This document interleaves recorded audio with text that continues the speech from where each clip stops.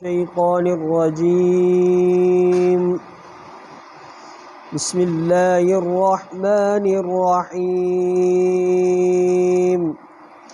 يا أيها الذين آمنوا لا تقربوا الصلاة وأنتم سكارى حتى تعلموا ما تقولون ولا جنبا إلا عابري سبيل حتى تغتسلوا وإن كنتم مرضى أو على سفر أو جاء أحد منكم من الغائط أو لامستم النساء فلم تجدوا ماء فتيمموا صعيدا طيبا فامسحوا بوجوهكم وأيديكم إن الله كان عفوا غفورا. ألم تر إلى الذين أوتوا نصيبا من الكتاب يشترون الضلالة ويريدون أن تضلوا السبيل والله أعلم بأعدائكم وكفى بالله وليا وكفى بالله نصيرا. من الذين هادوا يحرفون الكلم عن مواضعه ويقولون سمعنا وعصينا واسمع غير مسمع وراعنا ليا بألسنتهم وطعنا في الدين ولو أنهم قالوا سمعنا وأطعنا واسمع وانظرنا لكان خيرا لهم وأقوم ولكن لعنهم الله بكفرهم فلا يؤمنون إلا قليلا. يا أيها الذين أوتوا الكتاب آمنوا بما نزلنا مصدقا لما معكم من قبل أن نطمس وجوها فنردها على أدبارها أو نلعنهم كما لعنا أصحاب السبت وكان أمر الله مفعولا. إن الله لا يغفر أن يشرك به ويغفر ما دون ذلك لمن يشاء ومن يشرك بالله فقد افترى إثما عظيما. ألم تر إلى الذين يزكون أنفسهم بل الله يزكي من يشاء ولا يظلمون فتيلا. انظر كيف يفترون على الله الكذب وكفى به إثما مبينا. صدق الله العظيم. ए ईमान वारो न वेझा वञो तव्हां नमाज़ जे हालांकि तव्हां नशे जी हालत में हुजो। एतिरे ताईं जो ॼाणो तव्हां छा था चओ ऐं न की तड़ जी हालत में मगर टपंदे रस्तो।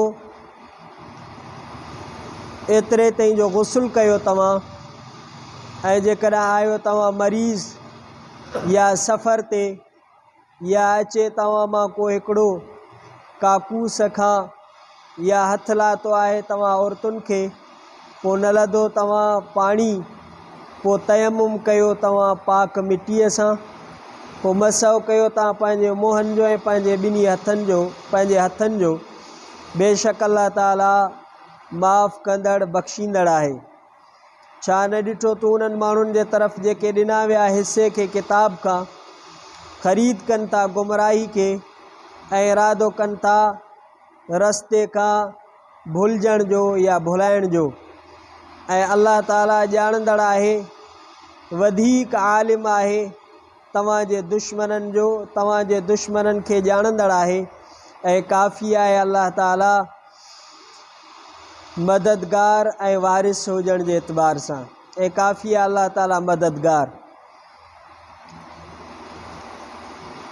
यहूदियुनि मंझां जेके फिराइनि था कलमनि खे पंहिंजे जॻहुनि तां फिराइनि था हर्फ़नि खे पंहिंजे जॻहुनि खां ऐं चवनि था त ॿुधोसीं असां ऐं नाफ़रमानी कईसीं असां ऐं ॿुध शाल न ॿुधे ऐं राइना जे लफ़्ज़ खे चवनि था फिराईंदे पंहिंजे ज़बाननि खे ऐं तानाज़नी कंदे दीन में। जेकॾहिं इहे चवनि हा ॿुधोसीं असां ऐं फर्मा बरदारी कईसीं असां ऐं ॿुध तूं ऐं ॾिस तूं असांजे तरफ़ तो हुजे हा वधीक भलो इन्हनि जे लाइ ऐं वधीक दुरुस्त। पर लानत कई आहे इन्हनि ते अल्लाह ताला इन्हनि जो कुफ़ुर जे करे, पोइ न ईमान आणींदा या नथा ईमान आणनि मगर थोरड़ा। ए उहे माण्हू जेके ॾिना विया आहियो तव्हां किताब खे, ईमान आणियो उन शइ ते जो नाज़िल कयोसीं असां, जेको तस्दीक कंदड़ आहे उन किताब जे लाइ जेको तव्हां सां गॾु आहे पहिरियां खां। हिन ॻाल्हि खां पहिरियों जो मिसारियूं असां तव्हांजे मुंहंनि खे, मिसारियूं असां मुंहंनि खे, पोइ करे छॾियूं असां इन्हनि खे या मोटायूं असां इन्हनि खे पुठी जे तरफ़ खां, या लानत कयूं असां इन्हनि ते जीअं जो लानत कईसीं असां छंछर वारनि ते। ऐं आहे अल्लाह जो हुकुम कयल, बेशक अल्लाह ताला नथो माफ़ फरमाए जो शरीक बणायो वञे इन्हीअ सां, ऐं माफ़ करे थो जेको सवाइ इन्ही जे आहे जंहिंजे लाइ चाहे। ऐं जेको शरीक बणाईंदो अल्लाह सां, पोइ तहक़ीक़ घणे ई कूड़ वॾो। छा न ॾिठो तूं उन्हनि माण्हुनि जे तरफ़ जेके पाक बणाइनि था, पाक बयानु कनि था पंहिंजे नफ़्सनि खे, बल्कि अल्लाह ताला पाकीज़ा बणाए थो जंहिंखे चाहे, ऐं न ज़ुल्म कया वेंदा खखड़ी जे परदे जे बराबरि। ॾिस तूं कीअं था घड़नि अल्लाह ताला ते कूड़, ऐं काफ़ी आहे इन्हनि खे गुनाह पधरो। सूरत निसा जो 7 रुकू, 5 सिपारे जो 4 रुकू, आयत नंबर 42 खां आयत नंबर 50 ताईं मुकम्मल रुकू तर्जुमे समेत तिलावत कयोसीं। इन्हनि आयात जो तफ़सीर इंतिहाई मुख़्तसर हिन तरह आहे, जेको तफ़सीर मारिफुल क़ुरान मुफ्ती मोहम्मद शफ़ी रहमतुल्लाह अलैह जे तफ़सीर जुल्द नंबर 2 सफ़ो नंबर 423 खां पेश थो कजे। पहिरीं आयत में अल्लाह ताला अहले ईमान खे हुकुम फरमायो त जॾहिं तव्हां नशे जी हालत में हुजो त निमाज़ जे तरफ़ न वञो, निमाज़ जे वेझो न वञो, यानी नशो ख़त्म थिए। इन जो शान नुज़ूल इहो आहे त शराब जी हुरमत खां पहिरियों, शराब अञा हराम न थियो इब्तिदा इस्लाम में, अरबनि में शराब वापराइण जो, पीअण जो रवाज हुयो। पोइ उहे कॾहिं कॾहिं शराब पी करे निमाज़ पढ़ंदा, नशे जी हालत में जेको कुझु उन्हनि खे पढ़णो हूंदो हुयो उन जे ख़िलाफ़ उहा तिलावत कंदा हुआ। पोइ अल्लाह ताला इहा आयत नाज़िल फरमाई त तव्हां नशे जी हालत में निमाज़ न पढ़ो, त तव्हांखे ख़बर नथी पए त जेको कुझु पढ़णो आहे उन जे बजाए तव्हां ॿियो कुझु पढ़ो था। तंहिंजे करे नशे जी हालत में माण्हू निमाज़ जे वेझो न अचे। नशो ख़त्म थिए पोइ त वरी शराब जी हुरमत थी वई, पोइ शराब बिल्कुलु हराम थी वियो, उन खां पोइ शराब जो इस्तेमालु बिल्कुलु हराम थी वियो। अहिड़े नमूने सां मसइलो आहे। बाज़ मुफ़स्सिरीन हज़रात फरमायो आहे जॾहिं माण्हू खे निंड जो ग़लबो हुजे, अहिड़ो जो माण्हू पंहिंजी ज़ुबान ते क़ाबू न रखी सघे, इन हालत में निमाज़ खे थोरो मुअख़र करे, या जेको आहे जेसिताणी उनजो इहा कैफ़ियत ख़त्म थिए जो उनखे ख़बर पए त मां पढ़ां छा थो, चवां छा थो, त इन्ही हालत में सुजागी बेदारी वारी हालत में, सम्झ वारी हालत में माण्हू पढ़े।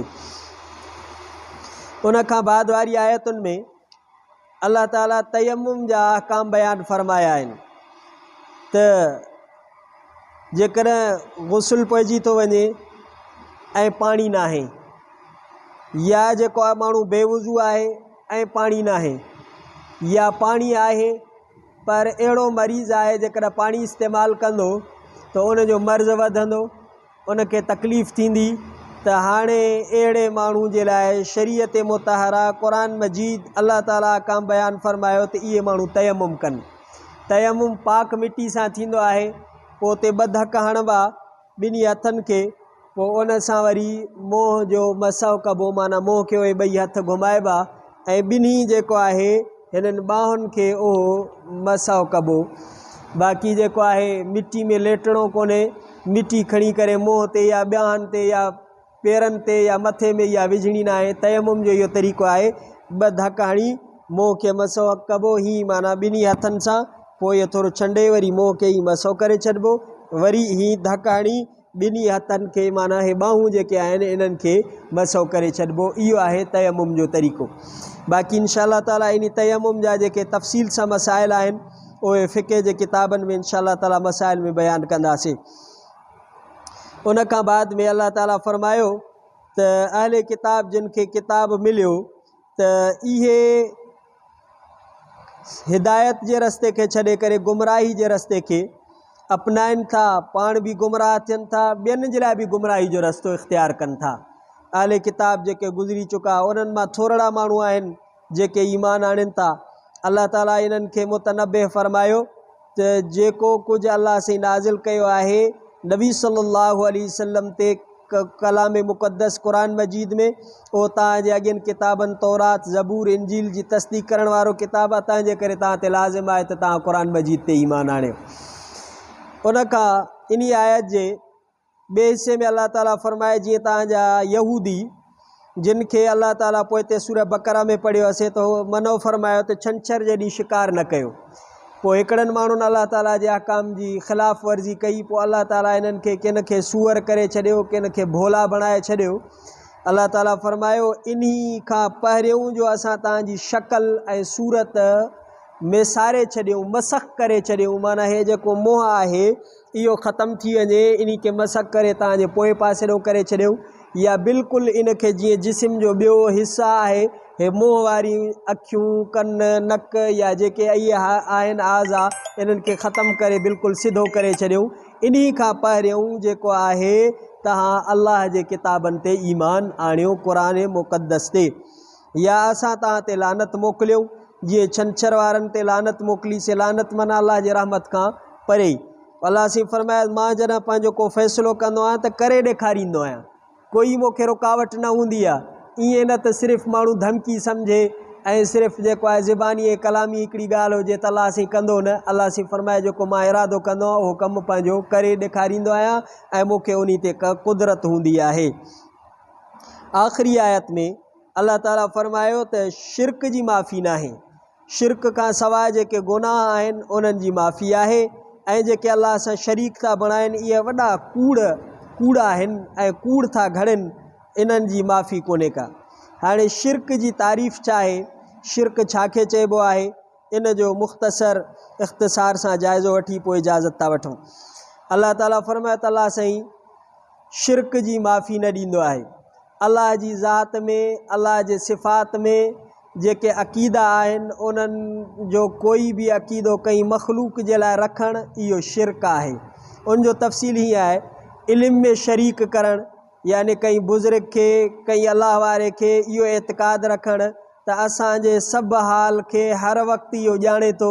जीअं नुजूमी पंडित वग़ैरह ग़ैब जूं ख़बरूं माण्हू उन्हनि खां दरियाफ़्त कंदा आहिनि, या कंहिं बुज़ुर्ग जे कलाम में फ़ाल ॾिसी करे उनखे यकीन सम्झी करे कंहिं खे परे खां पुकारींदा आहिनि, सॾींदा आहिनि, इहो या कंहिंजे नाले ते अल्लाह वांगुरु बास बासणु, इहो सभु अल्लाह जी इल्म में शरीक करिणो आहे।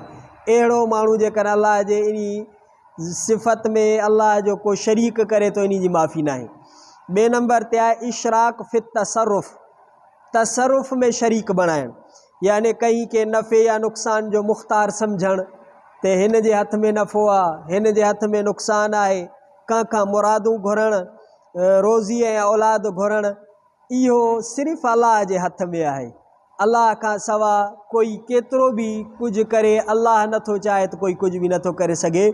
ईअं माण्हू शरीक करे त तसरुफ़ में अल्लाह सां कोई शरीक आहे, इहो बि शिरक आहे, इन जी बि माफ़ी अल्लाह वटि न आहे। टे नंबर ते आहे इबादत में शरीक करणु, कंहिं खे सजदो करणु, कंहिंजे नाले ते जानवर छॾणु ऐं कंहिंजे नाले ते बास बासणु, कंहिंजे क़बर या कंहिंजे जॻह जो तवाफ़ करणु। बैतुल्लाह जो तवाफ़ अल्लाह जो हुकुम आहे, ऐं रोज़ा रसूलुल्लाह सल्लल्लाहु अलैहि वसल्लम जी हाज़िरी भरणु, उते बि सजदो जाइज़ न आहे। अंबिया जे क़बरुनि ते बि सजदो जाइज़ कोन्हे को। साईं जे रोज़े आतर ते हाज़िरी भरणु, सलात सगोरी पढ़णु, इहो शरई हुकुम आहे।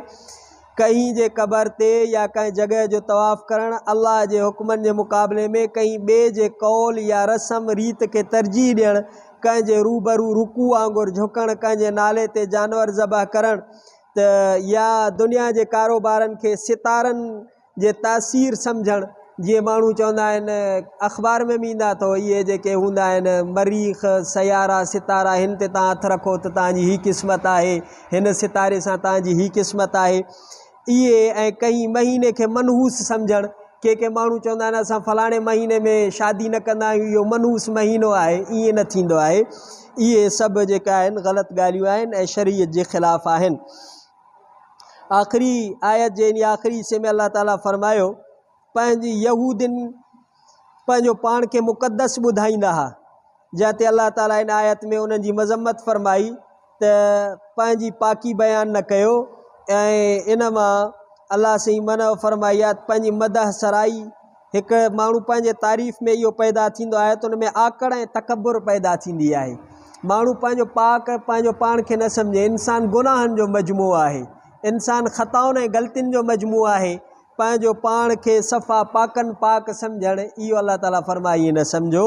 ऐं जेको आहे ख़बर तव्हांखे नाहे त तव्हांजो ख़ात्मो छा ते थींदो, कहिड़ी हालत ते थींदो। तंहिंजे करे अलाह से फरमायो ला तुज़क्कू अनफुसकुम अल्लाहु आलम, अल्लाहु आलम। तव्हां पंहिंजे पाण खे पाकीज़ा बयानु कयो, ईअं न कयो। अलाह खे ख़बर आहे तव्हांजी ज़िंदगी जी, तव्हांजे किरदार, तव्हांजे आमाल जी। तंहिंजे करे हिकिड़ी हदीस पाक में ईंदो आहे, मिशकात शरीफ़ में आहे, नबी सल्लल्लाहु अलैहि वसल्लम वटि हिकिड़ी औरत सगोरी आई, उन जो नालो हुयो बर्रा। बर्रा जे लफ़्ज़ जी माना पाक। नबी सल्लल्लाहु अलैहि वसल्लम फरमायसि त तूं बर्रा नालो न रख, बल्कि तूं पंहिंजो नालो ज़ैनब रख, छो त बर्रा पाक, तूं पाक कोन्हे का, तंहिंजे करे तूं माना पाकीज़ा माण्हू पंहिंजो पाण खे, तंहिंजे करे साईं जन उनजो नालो ज़ैनब रखियो। त अल्लाह जी ज़ात नक़ाइस खां, आइब खां, हर तरह खां पाक आहे। बाक़ी इंसाननि में तरह तरह जा आइब, ग़लतियूं, ख़ताऊं, कोताहियूं, कमज़ोरियूं आहिनि ई आहिनि। हमेशह माण्हू पंहिंजे गुनाहनि ते अल्लाह जे दरबार में पेशेमानी ऐं नदामत करे तौबा ताइब थिए। अल्लाह ताला असांखे कलाम मुक़द्दस ऐं पंहिंजे हकामनि खे सम्झण जी तौफ़ीक़ अता फ़रमाए। ज़िंदगी रही त इंशाअल्लाह ताला सुभाणे बाक़ी रुकू ॿियो रुकू तिलावत कंदासीं। रब्बना आतिना फ़िद दुनिया हसनतुम फ़िल आख़िरति हसनतुम व क़िना अज़ाबन्नार। अल्लाहुम्मा सल्लि अला मुहम्मदिन नबील उम्मी आलिहि वसहबिहि व बारिक वसल्लम। सल्लल्लाहु तआला अला खैर खल्क़ि मुहम्मद सल्लल्लाहु अलैहि वसल्लम व अला आलिहि वसहबिहि अज़वाजिहि ज़ुर्रिय्यतिहि अल बैत अजमईन। ला इलाहा इल्लल्लाह मुहम्मदुर रसूलुल्लाह।